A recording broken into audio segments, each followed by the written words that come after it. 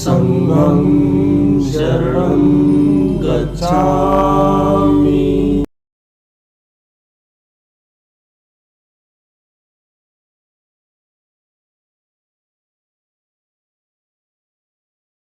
Now we are going to see this question named Nobita and string, basics of string manipulation problem of Hacker Earth. What we are given in this problem that Doraemon gave Nobita a gadget that swaps words inside a string in the following manner: that there are W words, that the first word is swapped with the last word W, and the second word is swapped with the word W minus 1, and so on. The problem is that Nobita himself cannot verify the answer for large strings. Help him to write a program to do so. So basically what we are given in this question, that we will be given a string of words, and these are separated by spaces, and what we have to do, we have to simply swap the first word with the last word, and the second word with the second last word, and third with the third last, and so on.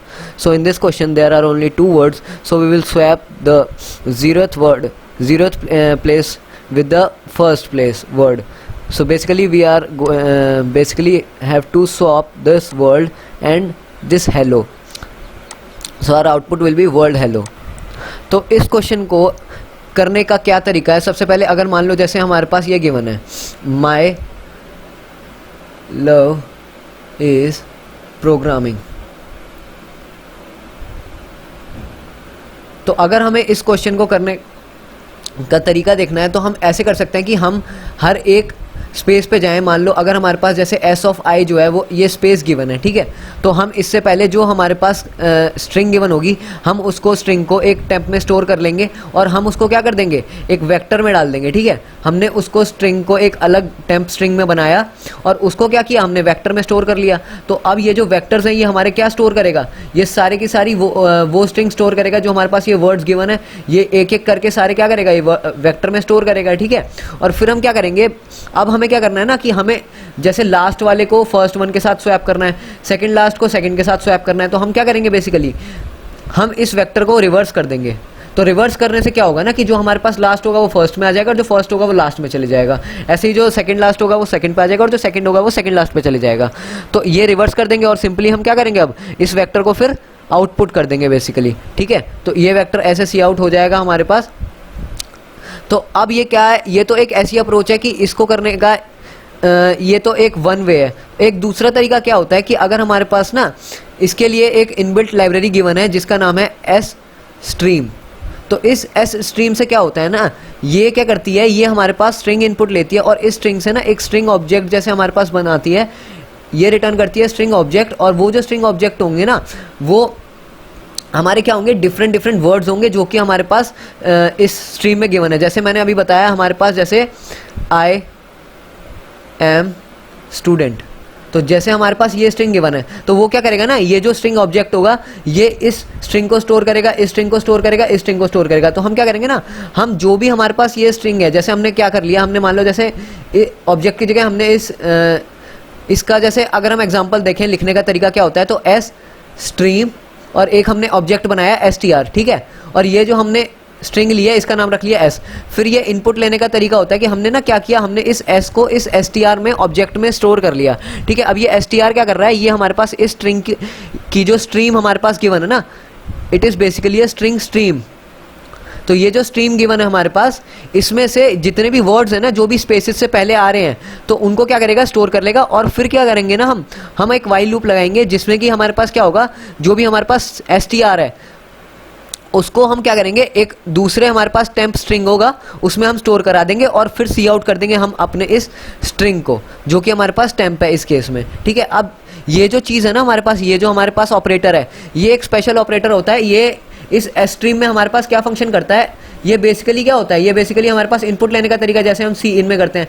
लेकिन यहाँ पे ये क्या कर रहा है ना, यहाँ पे क्या कर रहा है, ये जो हमारे पास स्ट्रिंग ऑब्जेक्ट है ना, इसमें से एक एक करके सारी स्ट्रिंग्स क्या कर रहा है, मतलब इसमें डाल रहा है। और फिर हम क्या कर रहे हैं, हर एक स्ट्रिंग जैसे जैसे इनपुट होती जा रही है इसमें, वैसे वैसे हम उस स्ट्रिंग को क्या करते जा रहे हैं, आउटपुट करते जा रहे हैं। ठीक है, तो ये हमारे पास यहाँ पे एक तो ये ऑपरेटर यूज हुआ है और एक ये हमारे पास ये एक अलग तरीका है स्ट्रिंग को स्ट्रिंग ऑब्जेक्ट में कन्वर्ट करने का इस एस स्ट्रीम के लाइब्रेरी के अंदर।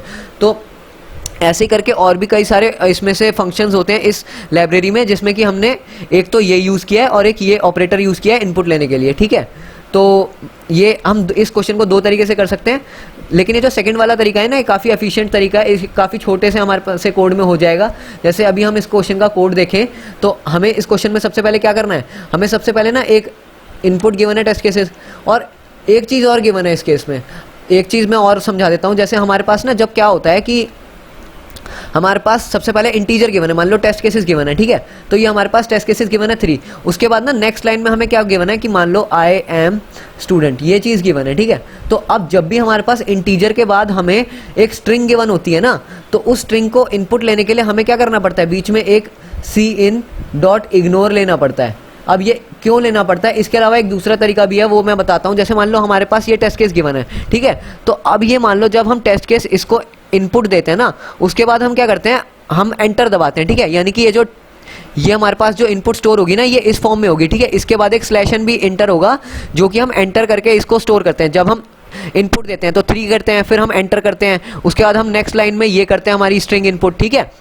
तो अब जब ये एंटर को होगा ना, उसके बाद अगर हम मान लो स्ट्रिंग इनपुट ले रहे हैं, तो स्ट्रिंग इनपुट लेने का क्या तरीका है, इस गेट लाइन फंक्शन से हम स्ट्रिंग इनपुट ले सकते हैं, ठीक है।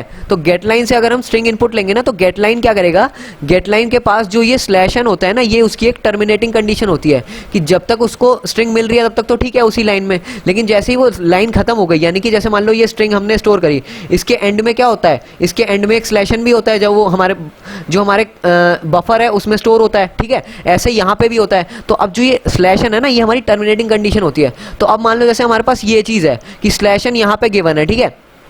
तो वो गेट लाइन फंक्शन में तो यूज़ कर रहा है उसे, तो वो गेट लाइन क्या करेगा, इस इंटीजर के बाद वाला जो स्लैशन है ना, उसे रीड कर लेगा। तो वो क्या बोलेगा कि जैसे मान लो उसने यहाँ पर पहले में रीड कर लिया, तो वो क्या बोलेगा कि अब जो मैंने पहला टेस्ट केस है ना, उसको तो इनपुट ले लिया, तो वो क्या करेगा, पहले टेस्ट केस को इनपुट लेके उसी टाइम टर्मिनेट कर देगा। जैसे मान लो 3 है ना, तो मान लो जैसे ये फर्स्ट वाली कंडीशन है, ठीक है, ये फर्स्ट है और बाद में 2 और 3 और हैं, ठीक है। तो ये फर्स्ट वाली कंडीशन को क्या कर देगा, वो स्किप कर देगा, क्योंकि उसके लिए तो फर्स्ट कंडीशन में क्या आ गया, पहली स्लैशन आ गया है ना। तो वो स्लैशन को क्या कर देगा, टर्मिनेट करा देगा, फिर वो नेक्स्ट वाले उसमें चले जाएगा, नेक्स्ट टेस्ट केस में।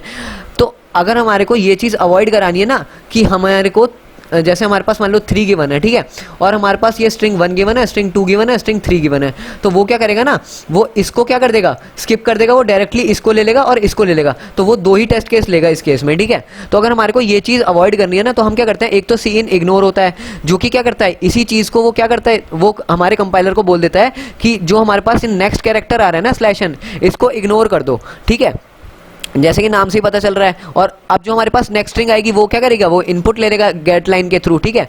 और अगर हमें ऐसे नहीं कराना है, cin.ignore नहीं करना है हमें, तो एक दूसरा तरीका होता है। अगर हम मान लो जैसे टेस्ट केसेस 3 गिवन है, तो अगर हम 3 की जगह 4 ले लें, ठीक है ना, और हम cin को डॉट इग्नोर ना करें, तो 4 ले लेना अगर, तो पहली लाइन तो मतलब वो पहली लाइन को तो स्किप कर देगा पहले टेस्ट केस को, उसके बाद वो 3 टेस्ट केस लेगा, जिसमें कि वो गेट लाइन फंक्शन के थ्रू हमारी स्ट्रिंग्स को इनपुट करा लेगा, ठीक है। तो ऐसे केस में हमारे पास तीनों स्ट्रिंग्स इनपुट हो गई। तो हमें बस सिंपली क्या करना होता है, हमारे पास जो टेस्ट केसेस है ना, उसको 1 बढ़ा के हमें वाइल लूप में लगाना होता है टेस्ट केसेस के थ्रू, जिससे कि हमारे जो स्ट्रिंग्स है ना, वो सारी की सारी इनपुट हो जाएं।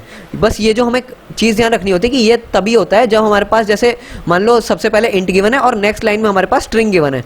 अगर इसके अलावा मान लो कोई और भी केस होता है ना, तो उस केस में हमें इसकी ज़रूरत नहीं पड़ती। अगर मान लो जैसे स्ट्रिंग के बाद स्ट्रिंग गिवन है ना, तो हमें ज़रूरत नहीं पड़ेगी, क्योंकि वही मैंने बताया स्लैशन से यहाँ टर्मिनेट हो गया। अब नेक्स्ट लाइन जो है, ये जो पहला गेट लाइन है, ये यहाँ से टर्मिनेट हो गया, ठीक है। तो अब जो नेक्स्ट गेट लाइन आएगा, वो तो नेक्स्ट स्ट्रिंग को लेगा ना, क्योंकि ये यहाँ पे टर्मिनेटिंग कंडीशन इस गेट लाइन के थ्रू हो ही गई, वो तो इस बफर को हटा ही देगा, मतलब यहाँ पे इसको हटा देगा। ऐसे ही हमारे पास क्या होता है कि अगर मान लो जैसे इंट के बाद इंट होगा, तो वो भी यही करेगा कि वो ना इसको हटा देगा यहाँ से स्लैशन को, ठीक है। मतलब इस इंट के थ्रू मान लो जैसे इंटीजर में क्या होता है ना, जैसे हम cin यूज़ करते हैं, तो cin के लिए क्या होगा कि जैसे मान लो यहाँ पे स्पेस है, तो वो क्या करेगा, वो इस स्पेस को तो ले लेगा, लेकिन नेक्स्ट लाइन जो है उसको नहीं लेगा, ठीक है। तो वो नेक्स्ट लाइन के बफर को नहीं हटाता, वो बफर में एक स्लैशन तो हमेशा ही रहेगा। अगर cin के केस में अगर तुम देखें ना, जो इंटीजर का होता है, तो इंटीजर के केस में वो रह जाता है, तो इसलिए अगर हम गेट लाइन लेते हैं, तो गेट लाइन में वो उसी को रीड कर लेता है और वो उस टेस्ट केस को स्किप कर देगा, ठीक है। तो हमें बस इस चीज़ का ध्यान रखना होगा इस केस में। तो अब देखते हैं, अगर हमारे पास ये चीज़ गिवन है, तो इसको करने के लिए सबसे पहले हम क्या करेंगे, स्ट्रिंग्स ले लेंगे, ये हमने क्या किया, सी इन डॉट इग्नोर लिया, और हम इस केस को अगर टी प्लस प्लस करके भी करें ना, मतलब टेस्ट केसेस ले लिया और एक बढ़ा के हमने यहाँ पे वाइल लूप में लगा दिया, तो उससे भी हो सकता है, ठीक है। तो स्ट्रिंग हमने इनपुट ले लिया, ठीक है। फिर हम हर टेस्ट केस में क्या कर रहे हैं, एक गेट लाइन फंक्शन को ले रहे हैं, सी इन कॉमा, ये हमारी स्ट्रिंग का नेम हो गया नोबिता, तो ये हो गया हमारे पास स्ट्रिंग इनपुट लेने का तरीका, ठीक है। अब मैं क्या कर रहा हूँ, मैं इस ऑब्जेक्ट को बना रहा हूँ स्ट्रिंग स्ट्रीम और आउट। ये जो आउट है ये मेरा क्या है, एक स्ट्रिंग ऑब्जेक्ट है, जिसमें कि मेरी क्या स्ट्रिंग, जो मेरी कौन सी स्ट्रिंग सेव है, ये वाली जो मैं इनपुट में दे रहा हूँ इसे, ठीक है। अब मैं क्या करूँगा ना, ये जो मैंने किया है यहाँ पे ये वही इनपुट लिया है कि मैं हर एक, जैसे मेरे पास स्ट्रिंग ऑब्जेक्ट है ना, मैं उसमें से जो भी मेरे पास स्ट्रिंग ऑब्जेक्ट है उसमें से जो मेरे पास, जैसे मान लो स्लैश एन है, तो वो मेरे को क्या कर रहा है, एक अलग वर्ड निकाल के दे रहा है, तो मैं उस वर्ड को एक दूसरी स्ट्रिंग में सेव कर दूंगा सिंपली, और उस स्ट्रिंग को क्या कर दूंगा, एक वेक्टर में पुश कर दूंगा। जैसे मैंने यहाँ स्ट्रिंग वेक्टर बनाया स्वैपर, और उसको क्या कर दिया, एक उसी वेक्टर में पुश कर दिया, तो जब तक जितने भी वर्ड्स हैं मैं वो सारे वेक्टर में पुश कर दूंगा, और जब तक जो भी मेरा साइज होगा उस वेक्टर का, उसको मैं मतलब क्या कर दूंगा, सिंपली रिटर्न, मतलब रिवर्स कर दूंगा। रिवर्स करने के लिए मैं ये भी कर सकता हूँ, या तो मैं सिंपली रिवर्स फंक्शन यूज कर दूं, या फिर मैं ये भी कर सकता हूँ कि लास्ट इंडेक्स से लेके और 0th इंडेक्स तक जाऊं, और फिर वो जो भी मेरा आई है ना उसको मैं रिटर्न करते जाऊं, मतलब पहले लास्ट इंडेक्स को रिटर्न करूं, फिर सेकंड लास्ट को रिटर्न करूं, तो ये भी मेरे पास क्या हो गई, एक रिवर्स आउटपुट हो गई, और लास्ट में मैं एंडल कर दूंगा नेक्स्ट टेस्ट केस के लिए। तो ये हमारा छोटा सा कोड हो गया इस क्वेश्चन के लिए।